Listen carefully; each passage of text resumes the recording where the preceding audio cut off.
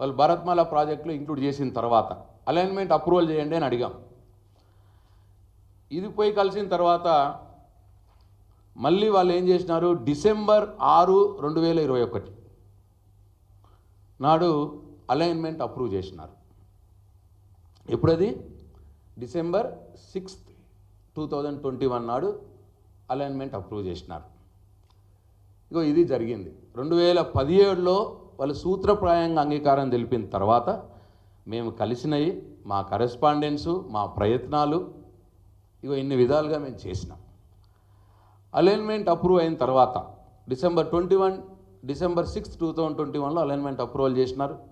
DPR పంపించిన తర్వాత వాళ్ళు ఏమని అడిగినారు మమ్మల్ని, మీరు ల్యాండ్ ఎక్విజిషన్లో 50% మీరు బేర్ చేస్తామన్నారు కదా, ల్యాండ్ ఎక్విజిషన్కు 4,000 కోట్లు అవుతున్నాయి, 2,000 కోట్లు డిపాజిట్ చేయండి అన్నారు.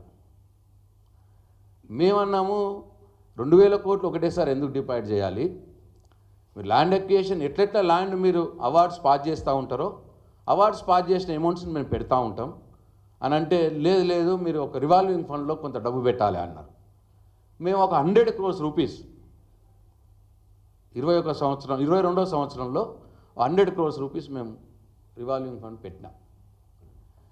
దానికి కరెస్పాండెన్స్ వాళ్ళు మొత్తం పెట్టాలి, మేము ఎందుకు పెట్టాలి, ఇదంతటికి కూడా మళ్ళీ 9-10 నెలలు కాలం గడిచిపోయింది. తర్వాత అంటే డిసెంబర్ 21 నాడు వాళ్ళు అలైన్మెంట్ అప్రూవల్ ఇచ్చిన తర్వాత మేము డబ్బులు వాళ్ళు మొత్తం ఇవ్వమనడం, మేము మొత్తం ఎందుకండి, మీరు ఎట్లట్లా అవార్డు పాస్ చేస్తే అట్లట్లు ఇస్తామో అని చెప్పి ఆ ఉత్తర ప్రత్యుత్తరాలకి దాదాపు 10 నెలల కాలం పట్టింది.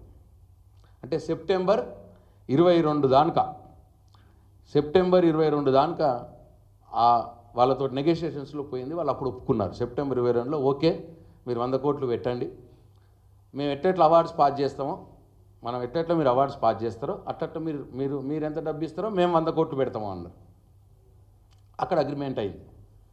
ఈ మధ్యలో మళ్ళీ వాళ్ళు కొత్త పేజ్ ఏం పెట్టినారు, యుటిలిటీకి 300 కోట్లు అవుతున్నాయి, యుటిలిటీకి కూడా మీరు ఇవ్వాలి అని పెట్టినారు. మేమన్నాం లేదండి, నితిన్ గడ్కరీ గారు, సీఎం గారు కేసీఆర్ గారు ఇద్దరు కలిపి ఉన్న మీటింగ్లో మా అగ్రిమెంట్ అయింది, ల్యాండ్ ఎక్విజిషన్లో 50% పెడతామన్నారు, మేము ఇస్తామన్నాం, అంతే, యుటిలిటీ గురించి రాలేదు మాట అని మళ్ళీ మేము ఉత్తరాలు రాసినాం. ఈ అంత కరెస్పాండెన్స్కి వాళ్ళు అలైన్మెంట్ అప్రూవల్ చేసిన మేము మా పీరియడ్లో అలైన్మెంట్ అప్రూవల్ అయింది. అలైన్మెంట్ అప్రూవల్ చేసిన తర్వాత 10 నెలలు ఈ కరెస్పాండెన్స్కి పోయింది. తర్వాత వాళ్ళు ఒప్పుకున్నారు, ఓకే డన్ అని ఒప్పుకున్నారు. అయితే సెప్టెంబర్ 22 నుంచి ఎలక్షన్ నోటిఫికేషన్ వచ్చేదానిక, అంటే ఇంకో సెప్టెంబర్ 23 దానిక 1 year కాలంలో మేము ల్యాండ్ ఎక్విజిషన్ స్టార్ట్ చేసినాం.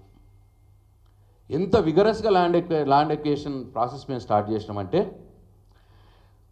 మొత్తం ఈ 4 జిల్లాలకు ఈ ఓఆర్ఆర్ ఏదైతే జిల్లాల గుండా పోతుందో ఆ నార్త్ ఓఆర్ఆర్, ఆ 4 జిల్లాలకు ఒక్కొక్క జిల్లాకు ఒక స్పెషల్ ల్యాండ్ ఎక్విజిషన్ ఆఫీసర్ని అపాయింట్ చేసినాం. ఒక స్పెషల్ ల్యాండ్ ఎక్విజిషన్ ఆఫీసర్ని అపాయింట్ చేసి 76% మేము భూసేకరణ ప్రాసెస్ చేసేసినాం. 76% భూసేకరణ ప్రాసెస్ చేసినాం. 3A చేసేసినాం. 3A అంటే ఏమంటారంటే, ఫస్ట్ అలైన్మెంట్ ఉట్టిగా మ్యాప్ మీద గీస్తారు, తర్వాత ఫీల్డ్లోకి పోయి ఏ సర్వే నెంబర్లో ఎంత ల్యాండ్ పోతున్నది, ఎవరి ల్యాండ్ పోతున్నది అనే సర్వే చేయడాన్ని 3A అంటారు. అది కంప్లీట్ చేసినాం. తర్వాత 3D కంప్లీట్ చేసినాం. 3D ఏంటంటే ఫైనల్ నోటిఫికేషన్, పేపర్లలో నోటిఫై చేస్తాం, మా రింగ్ రోడ్గా ఈ దారబోతున్నది, ఈ పలానా రైతుది పలానా ల్యాండ్ ఇంత ఉంటుంది, ఇది మేము అక్వైరీ చేస్తున్నామని 3D నోటిఫికేషన్ కూడా ఇచ్చేసినాం. మేము 1 year కాలంలోనే 76% భూసేకరణ ప్రాసెస్ కంప్లీట్ చేసినాం. మేము 2022 సెప్టెంబర్ నుంచి 2023 సెప్టెంబర్ మట్టికి అక్కడ ఎలక్షన్లు వచ్చినాయి, అయింది. వాళ్ళు వచ్చినారు. వాళ్ళు వచ్చి ఇప్పుడు 13 నెలలు అయింది. ఈ 13 నెలల కాలంలో నేను ఇక కోమటిరెడ్డి వెంకటరెడ్డి గారు వినాలి దయచేసి మీడియా ద్వారా, ఈ 13 నెలల కాలంలో మేము ల్యాండ్ ఎక్విజిషన్ కోసం ఏదైతే 100 కోట్లు పెట్టినామో ఆ 100 కోట్ల నుండి ఒక్క రూపాయి కూడా ఖర్చు చేయలే ఇప్పటిదాకా. ఒక్క ఎకరం కూడా ల్యాండ్ ఎక్వేషన్ అవార్డు పాస్ చేయలేదు.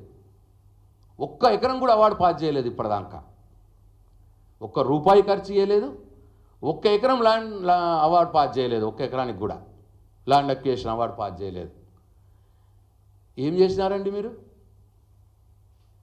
అలైన్మెంట్ రిక్వెస్ట్ చేసింది మేము, సూత్రప్రాయంగా అంగీకరింపజేసింది మేము, భరత్మాల ప్రాజెక్టులు పెట్టించింది మేము, అలైన్మెంట్ చేసింది మేము, అలైన్మెంట్ అప్రూవ్ చేయించింది మేము,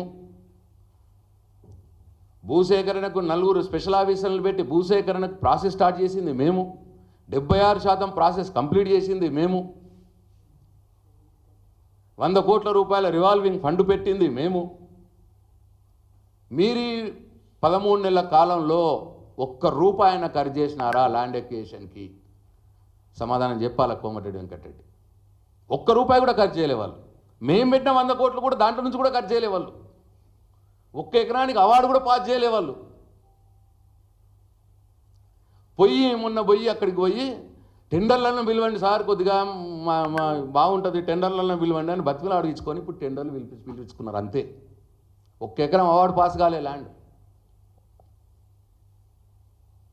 ఏదో అట్లా తూతూ మంత్రంగా టెండర్లు పిలిపించుకున్నారు. ఈ సంవత్సర కాలంలో వాళ్ళు చేసింది ఏమీ లేదు. ఇక టెండర్ పిలిచి కూడా నేషనల్ హైవేలో పిలిచిరు, వీళ్ళదేం లేదు. టెండర్లు పిలిచి నేషనల్ హైవేలు సంకలు గుద్దుకుంటున్నారు కోమటిరెడ్డి వెంకటరెడ్డి గారు, అట్లనే సీఎం రేవంత్ రెడ్డి గారు. ఇక ఈ